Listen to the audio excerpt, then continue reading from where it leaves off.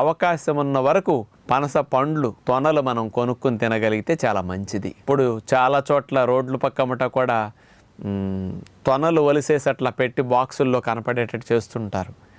అలాంటి పనస తొనలు శక్తి తీసుకుంటే 100 గ్రాములు, అంటే గింజ తీసేసి తొనలు 100 గ్రాములు తీసుకుంటే అవి 88 క్యాలరీలు శక్తి అన్నమాట పనస తొనలు. ఈ పనస తొనలు 5, 10, 15, 20 మనం అట్లా తినేసేస్తే ఒక ఆహారంగా, మంచి భోజనంగా అవి తినేసి కడుపు నిండటానికి బొప్పాయి, కర్బూజా లాంటివి నింపేయచ్చు అనమాట. ఏదన్నా ఒక ప్రకృతి ప్రసాదించిన ఫ్రూట్ను మంచిగా తినే అదృష్టం ఉంటే మరి ఇట్లాంటి వాటికి డబ్బులు ఖర్చు పెట్టి కొనుక్కుంటే మంచిదని విజ్ఞప్తి. ఈ పనస తొనలకి మనం కొనుక్కొని తినేటప్పుడు గింజలు లోపల వస్తుంటాయి. ఆ పనస గింజల్ని మనం ఎలా ఉపయోగించవచ్చు? మీరందరూ తెలియక పారేస్తూ ఉంటారు. దీన్ని పారేయకుండా పనస గింజల్ని ఎట్లా చేసుకోవచ్చు అంటే, కాల్చి తింటే